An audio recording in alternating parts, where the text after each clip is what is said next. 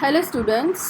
अब हम लोग देखेंगे मॉड्यूल नंबर 2 और जिसमें फर्स्ट चैप्टर है डाइवर्जन हेडवर्क्स।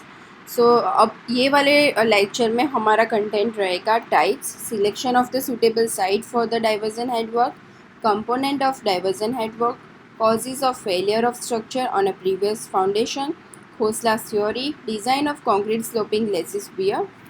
सबसे पहले हम लोग देखेंगे इंट्रोडक्शन कि what is head work. Any hydraulic structure which supplies the water to the off taking canal is called head work. So head work may be divided into two parts. First is the storage head work and second one is the diversion head work.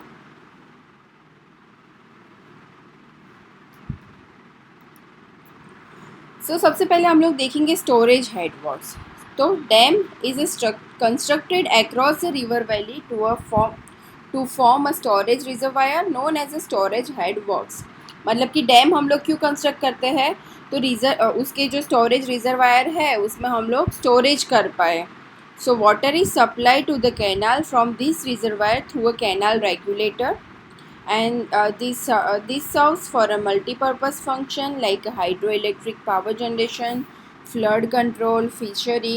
हम लोग dam जो construct करते हैं dam को बोलेंगे storage head work. और dam जो है वो एक सिर्फ स्टोरेज करने के लिए हम लोग यूज़ नहीं करते हैं। डैम का जो यूज़ है हम लोग हाइड्रो इलेक्ट्रिक पावर जनरेशन के लिए करते हैं, फिर फ्लड कंट्रोल के लिए करते हैं कि जब फ्लड आता है तो हम लोग वो जो पानी है वो रिजर्वायर में स्टोर कर पाए। फिशरी कर सकते हैं हम लोग, जो उसकी अपस्ट्रीम साइड होती है कि जहाँ पे हम लोगों ने पानी सेव करके रखा है, तो वो जो पानी सेव करके रखा है हम लोग उसमें फिशरी भी कर सकते हैं। सेकेंड है डाइवर्जन हेडवर्क। तो डाइवर्जन हेडवर्क में कौन से पार्ट आएंगे, तो वियर एंड बैरेज। तो ये जो वियर एंड बैरेज क्या है वो हम लोग आगे देखेंगे। Weir and barrage is constructed across the perennial river to raise the water level and to divert the water to canal is known as the diversion headwork. मतलब उसके नाम पे से ही पता चलता है डाइवर्जन, मतलब कि वाटर को डाइवर्ट करने के लिए जो हम लोग वियर एंड बैरेज प्रोवाइड करते हैं उनको बोलेंगे डाइवर्जन हेड वर्क। और क्यों प्रोवाइड करते हैं, तो जो पानी का लेवल है उसको हाई करने के लिए, और हाई होने के बाद वो पानी डाइवर्ट होगा। Flow of the water in the canal is controlled by a canal head regulator. Objective of a diversion head work. Diversion head work के ऑब्जेक्टिव्स क्या क्या है, तो फर्स्ट है it raises the water level on upstream side. मतलब कि upstream side पे वो वाटर लेवल को हाई करता है। It regulates the supply of the water into the canal. मतलब कि हम लोग डाइवर्जन हेड वर्क के थ्रू पानी कैनाल तक सप्लाई कर सकते हैं। It control the entry of the silt into a canals में जो सील्ट और मिट्टी आती है उसको रोकेगा। It creates a small pond on its upstream and provides some pondage, मतलब पॉन्डेज एरिया प्रोवाइड करेगा। It helps in controlling the fluctuation of water level in a river during the different season. मतलब कि जैसे कि बारिश की season में ज़्यादा पानी होता है, समर में पानी कम होता है, तो वो क्या करता है, जो फ्लक्चुएशन होते हैं वाटर लेवल में अकॉर्डिंग टू सीज़न, तो उसको कंट्रोल करता है। डाइवर्जन हेडवर्क कौन सी जगह पे होना चाहिए, मतलब कि उसकी पर्टिकुलर लोकेशन क्या होनी चाहिए। Site selection for the diversion headwork. First हमें ध्यान रखना पड़ेगा कि river section at the site should be narrow and well defined. मतलब कि जो नैरो पोर्शन होगा वो पोर्शन हम लोग लेंगे। The river should have a high well defined inerodible and non submersible banks so that cost of the river training works is minimum. मतलब कि उसकी जो जो बैंक्स हम लोग, मतलब कि जो उसका किनारा होगा वो ऐसा सिलेक्ट करेंगे कि उसको उसके ऊपर हमें ज़्यादा काम ना करना पड़े, हम लोग डायरेक्ट उसका यूज़ कर पाए, वैसा ही हम लोग लोकेशन सिलेक्ट करेंगे। The canals taking of from a diversion headwork should be quite economical. हम लोग जो भी कैनाल मतलब लेंगे डाइवर्जन हेडवर्क के लिए वो इकोनॉमिकल हो, वैसे लेनी चाहिए। Should have a large commanded area. जो कमांडेड एरिया है वो लार्ज होना चाहिए। There should be suitable arrangement for the diversion of river during the construction. मतलब कि पानी का जो रिवर का पानी है उस वो डाइवर्ट इजीली कर पाए वैसा अरेंजमेंट भी होना चाहिए. The site should be such that the weir can be aligned at the right angle to the direction of the flow in the river. मतलब कि ये जो रियर एंड बैरेजेस है वो कौन सा स्ट्रक्चर है, तो वो मतलब वो राइट एंगल पे बनाया जाता है, तो तभी तो वो डाइवर्ट करेगा पानी. उसके लिए जगह हो वैसी साइड सिलेक्ट करनी चाहिए कि हम लोग जो वियर और बैरेज प्रोवाइड कर रहे हैं वो राइट एंगल बनाए. There should be suitable location for the undersluices, head regulator and other components of the diversion head work.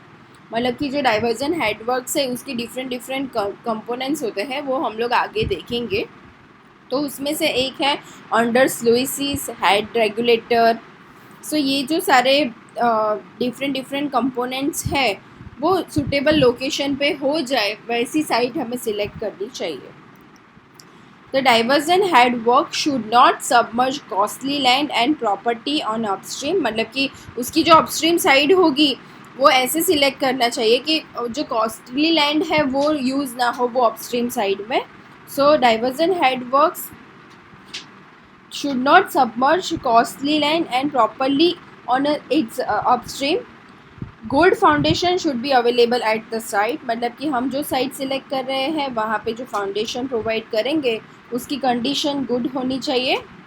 The required material of construction should be available near the site.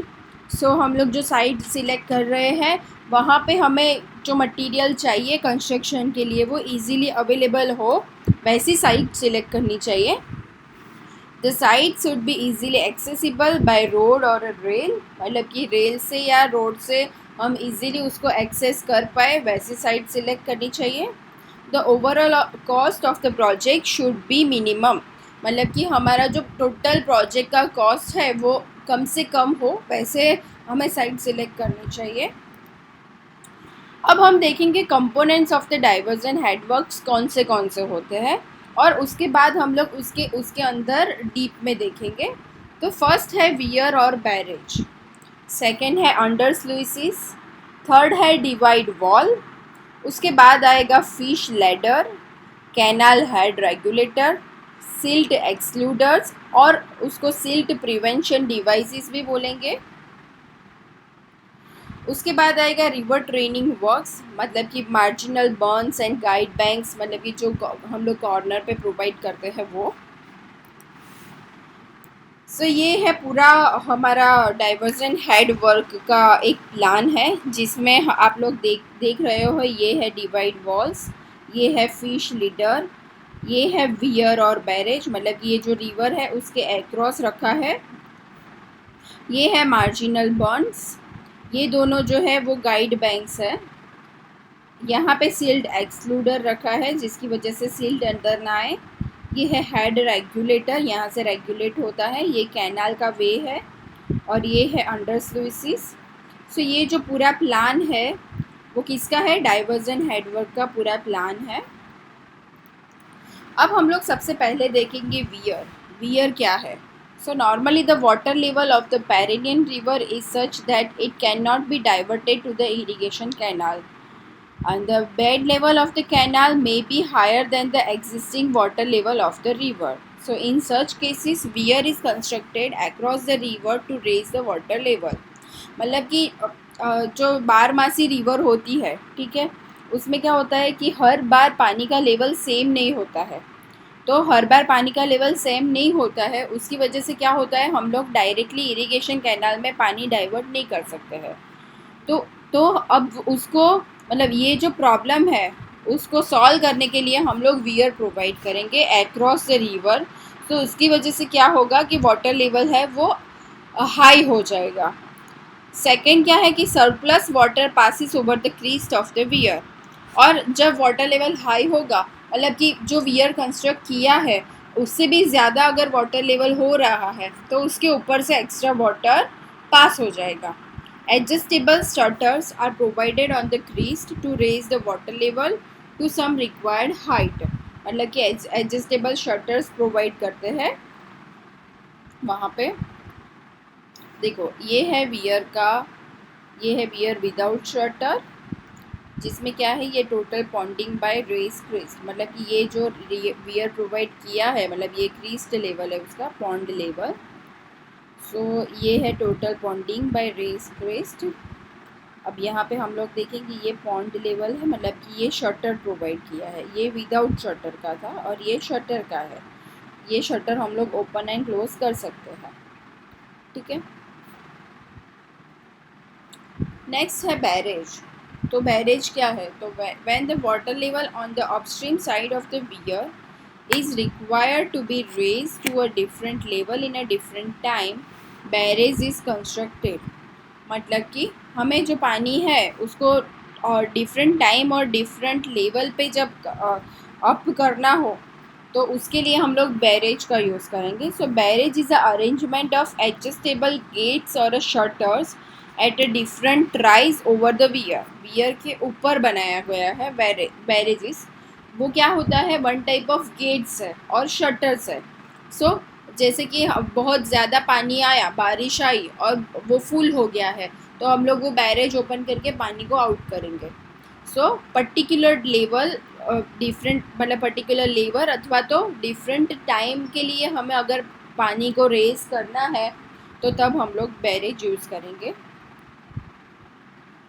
यहाँ पे आपको figure दिखाई गई है, barrage with a small raise crest. यहाँ पे है gate, ये है उसका क्रिस्ट लेवल, ये है पॉन्ड लेवल, ये टोटल पॉन्डिंग बाय गेट है। बैरेज और वियर ये दोनों में डिफरेंस क्या है। सो बैरेज जो है वो लो सेट क्रिस्ट है और वियर जो है वो हाई सेट क्रिस्ट होती है उसमें।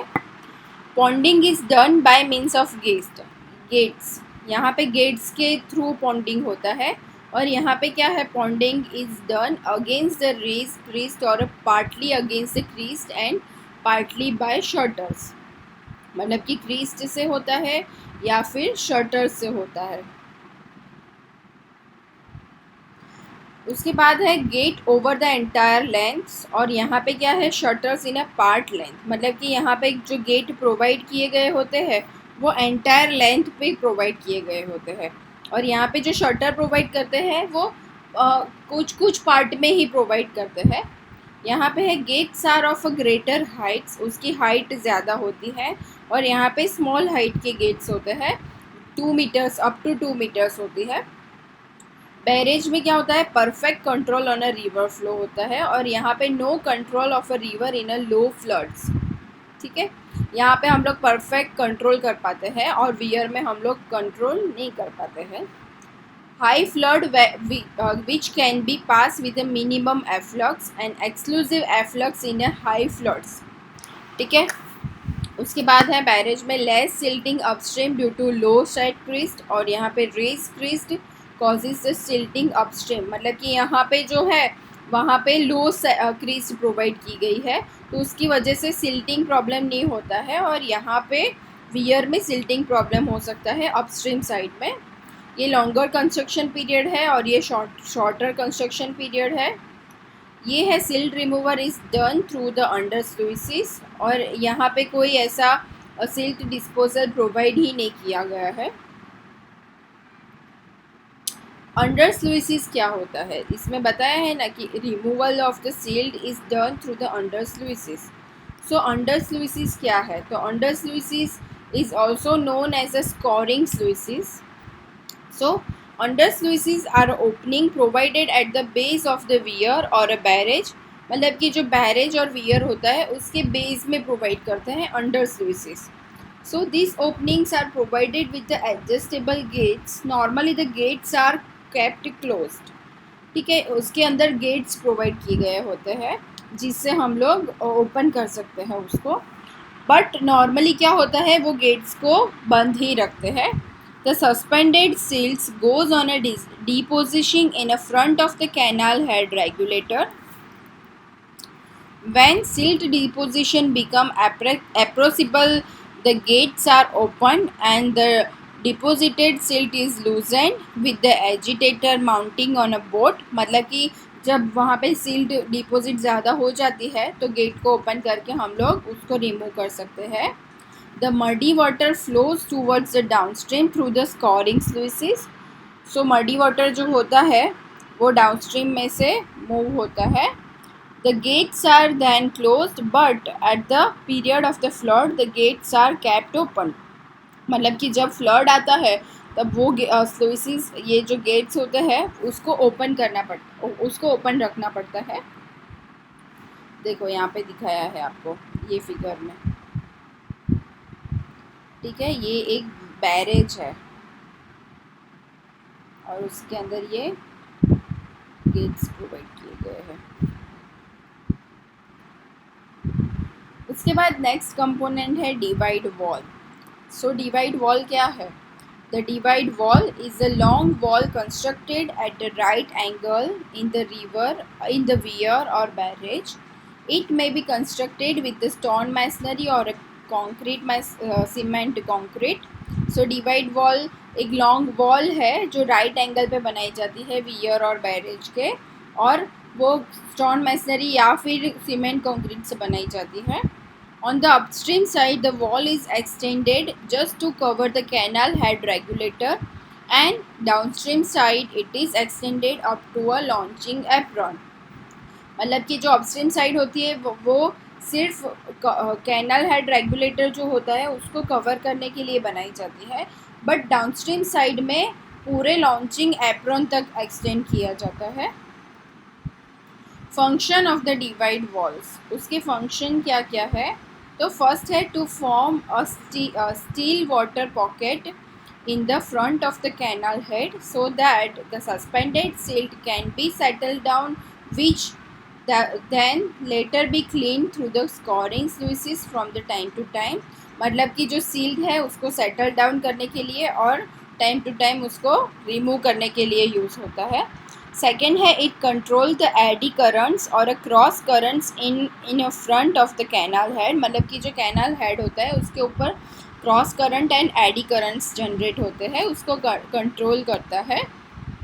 It provides a straight approach in front of the canal head. It resists the overturning effect on the weir or barrage caused by pressure of impounding water.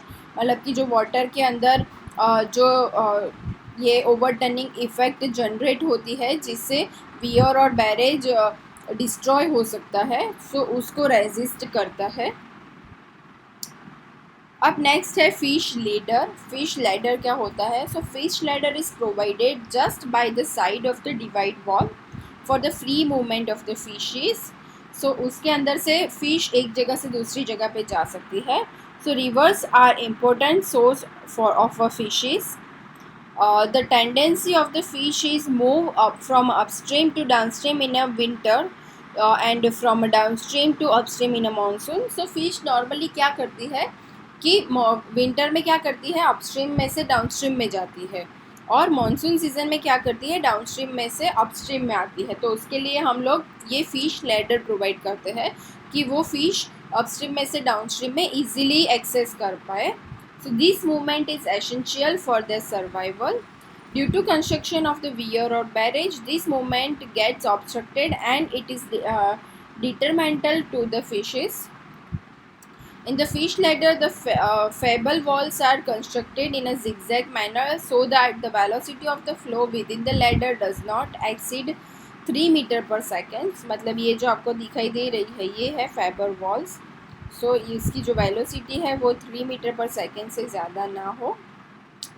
The width, length and height of the fish ladder depends on the nature of the river and type of the weir or barrage.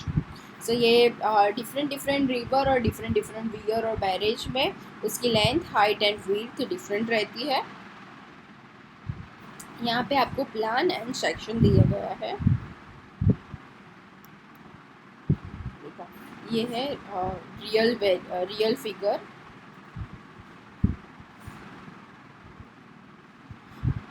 अब next है canal head regulator. So a structure which is constructed at the head of the canal to regulate the flow of the water is known as a canal head regulator. It consists of a number of piers which divide the total width of the canal into a number of span which are known as bays. and the pier consists of a number of tires on which the adjustable gates are placed. मतलब कि जो canal के flow को regulate करता है उसके लिए जो स्ट्रक्चर बनाते हैं उसको बोलेंगे कैनाल हेड रेगुलेटर। और उसके अंदर बहुत सारे पियर्स होते हैं जो क्या करते हैं कि पूरी कैनाल को डिवाइड करते हैं डिफरेंट नंबर ऑफ स्पान में। The gates are operated from the top by suitable mechanical devices. A platform is provided on the top of the pier for the facility of operating the gates. Again, some piers are constructed on the downstream side of the canal head to support the roadway. मतलब कि roadway बनाने के लिए बनाते हैं। Function क्या है उसका? So it regulates the supply of the water entering the canal, supply को रेगुलेट करता है। It control the entry of the silt in the canal. It prevents the river floods from the entering the canal. ये है alignment of the canal head regulator पूरा। ये है piers, ये है axis of the regulator work और ये है ऑफ टेकिंग कैनाल। सो ये जो पूरा कंस्ट्रक्शन उसको बोलेंगे canal head work. Okay friends, अब आगे के टॉपिक्स हम लोग नेक्स्ट वीडियो में देखेंगे। Thank you so much for the listening.